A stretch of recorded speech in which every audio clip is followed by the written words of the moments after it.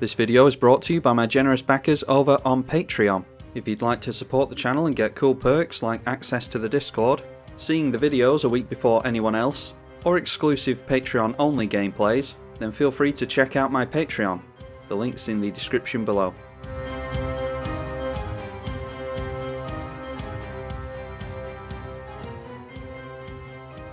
Siona, captain of the Pyleas, versus Aminatou the Fateshifter. Our opponent's gonna scoop to this, aren't they? Well, I'm not gonna mulligan a hand just because my opponent may or may not scoop. A tap land from our opponent. We could go in for that ourselves, but I think...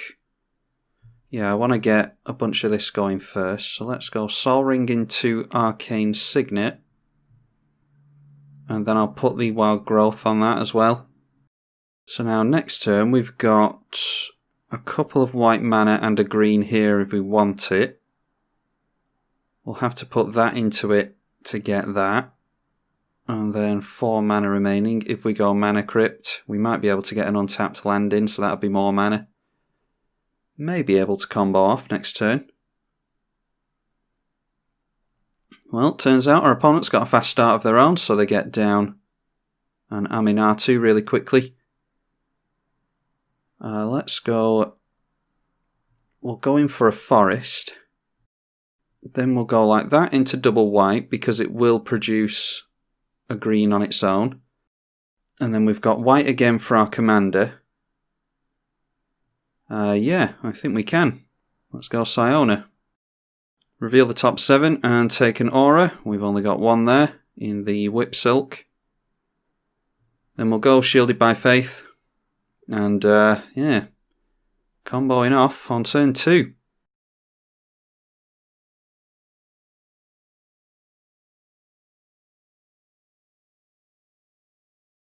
Okay, turns out I crashed the game. I was telling the client to switch off auto yields there, and I did it with my hotkey, and then I right-clicked and pressed it here, and the whole game just crashed. Certainly not my intention. My opponent was either playing it out there, or it didn't show me that they had conceded because the client had crashed. I tried to stop it at around 30 tokens, because then we'd have enough damage to just swing through at our opponent. 35 to 40 is probably a good spot to go wide. But it may have been that our opponent had a board wipe there. They do only have 2 cards in hand though. So who's to say there?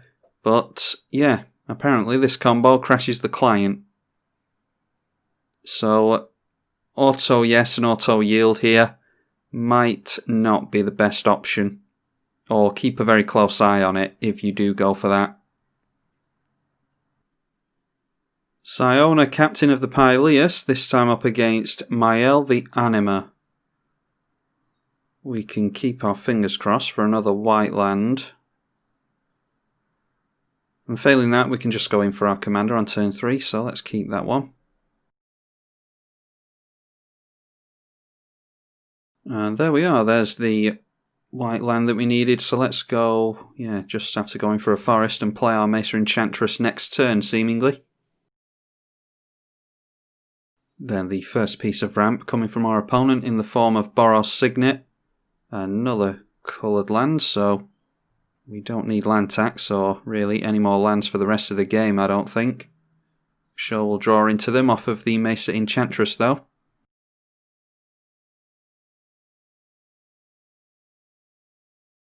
And it's a Chromatic Lantern for our opponent, so that will fix their mana nicely. They need 6 mana to activate this, I think. And it's a creature card with power 5 or greater into play, and even more ramp. They don't have a haste enabler for their commander yet, though. Well, speaking of ramp, there's Mirari's Wake. That's something for us to do next turn, so let's go. Yeah, we'll hold up Rancor. We can put Rancor onto our commander, depending on what we draw into here, of course. Alright, Eldrazi Conscription. We put Green Sun Zenith. and the Concordant Crossroads on the bottom. Then let's go Rancor. This will draw us a card, and it will make a human. Actually going for this onto the Mesa Enchantress, just in case we want to combo off with the Phyrexian Altar. We don't want to sacrifice our commander to that. So I think the plan currently is to go in for the mana double the next turn. And hopefully we can keep that in play and do a bunch of stuff with Eldrazi Conscription and the like. That can just go onto a human. Alright, now Rampaging Ferocidon. Whenever another creature enters the battlefield, it deals 1 damage to that creature's controller. That switches off our infinite combo. That's an interesting card to throw out. Followed by Mayael. So we're not going to be going for the typical Siona combo here. Let's go Gavany Township, and yeah, we'll just go for Mirari's Wake, drawing another card with the Enchantress. And we get into Heliod's Pilgrim. That is search for an aura, I think. You may search for an aura, reveal it, put it into hand, yes. Let's just sit back here. They're going to get an activation off of their Mayael, so hopefully it's nothing too frightening. If we keep hold of our Mirari's Wake, then we're online for Eldrazi Conscription next turn.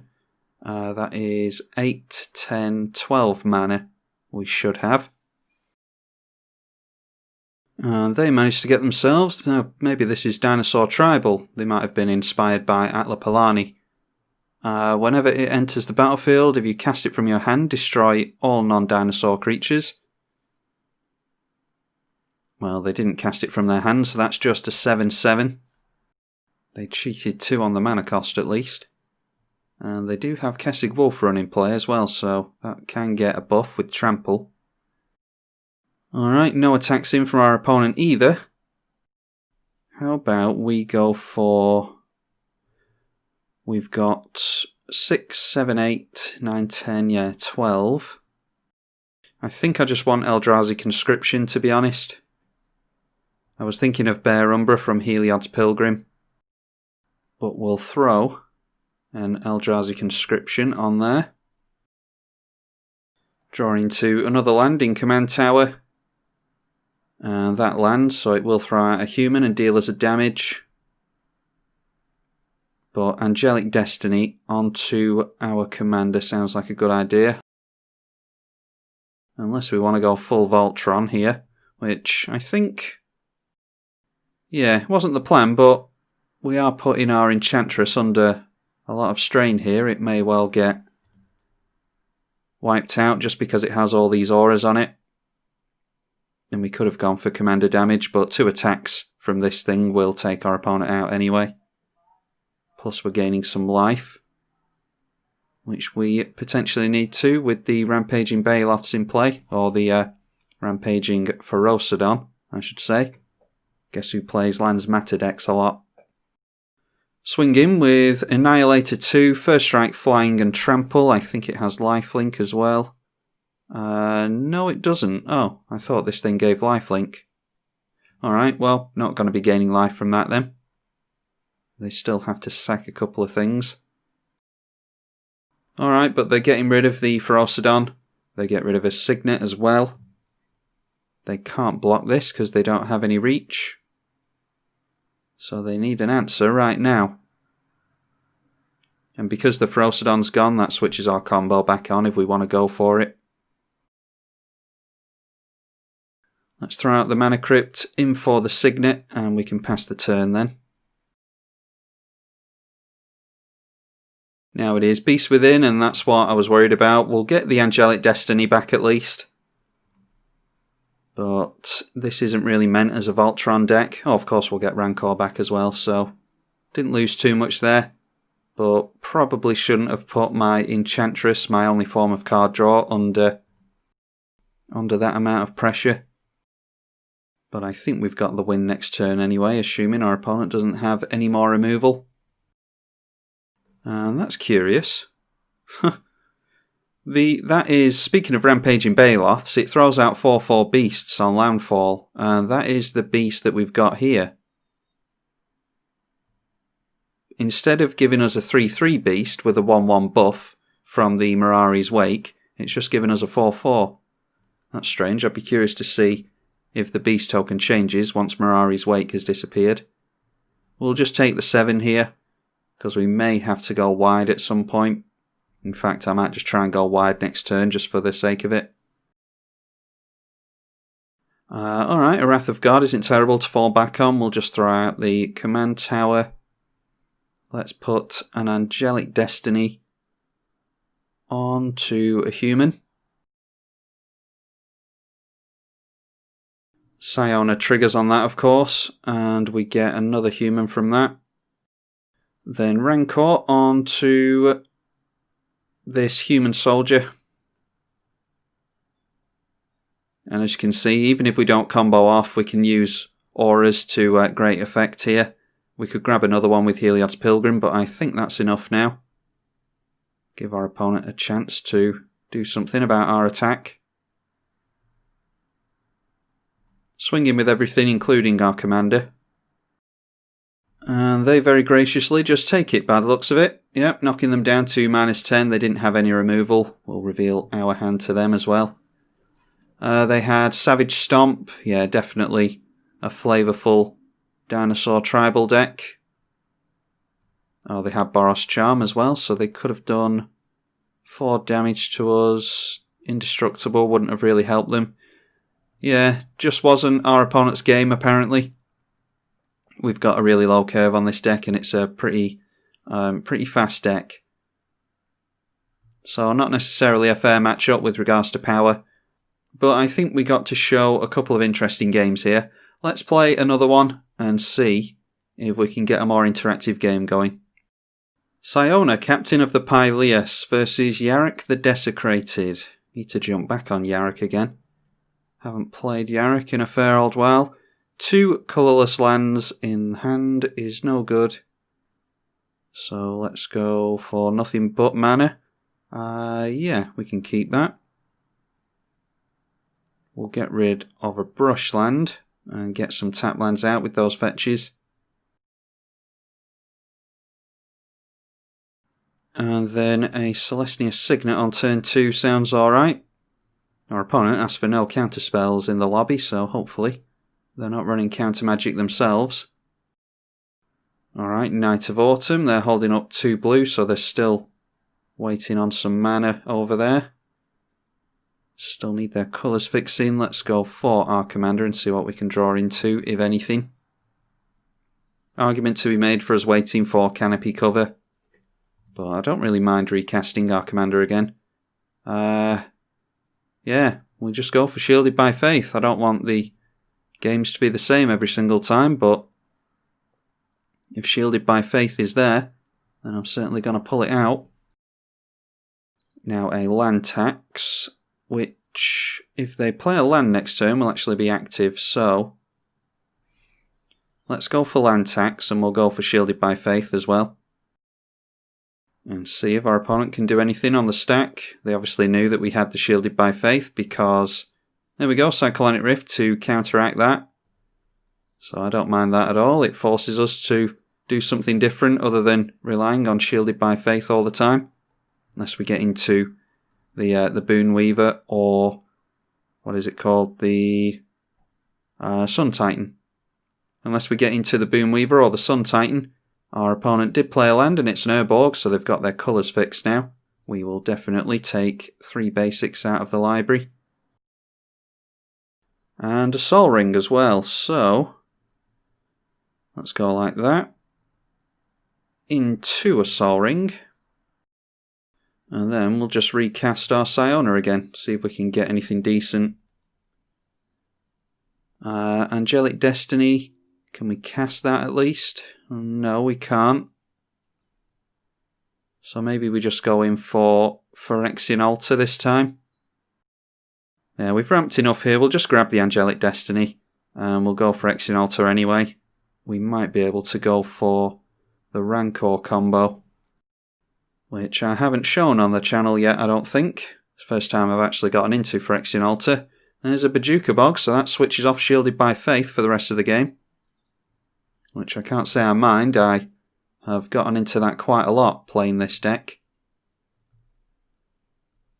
Let's just take some planes here. Alright, Alpha status. Do they have more bounce or removal? They know we have Angelic Destiny. Yeah, let's go Canopy Cover first, and we'll see if they have an answer. Alright, that goes on really quickly, so we make a human. They might have bounce all attackers back to your hand. But we'll just see what happens. We'll go Alpha status this time, and that jumps up to a 6/6. We'll have to sacrifice one of the humans in order to put Angelic Destiny onto our commander. Assuming we get into an aura next turn, we should be able to get commander damage off on them. This isn't a typical Voltron list, but I will absolutely go for commander damage if we're able. And clearly our opponent didn't draw into anything. They might not have died next turn. Wild Growth wouldn't have got them there. That's a Dryad, not a human. We needed another human to get another buff with the Alpha status. That gets, I think it's +2/+2. Each other creature on the battlefield that shares a type with it. And she is a human warrior, I think. I can't see at the moment. Human soldier, I just went and looked over at the deck list. So we actually didn't have the win next turn because we didn't have a means of creating another human soldier. So let's see if we would have drawn next turn. Yeah, just another land. So we weren't necessarily going to win. They might have, in fact they would have gotten into another draw, and then they might have been able to deal with this, with that draw. Maybe a board wipe or something. Anyway, we got a few games in there and pretty much showed off how fast this deck can be and how resilient. We got taken off of our combo, but then got into this and just went Voltron on our opponent this time. Hopefully you all enjoyed these games. I'm tribalkai. Hopefully you all enjoyed these games anyway. I'm tribalkai on the EDH channel. Thank you for watching.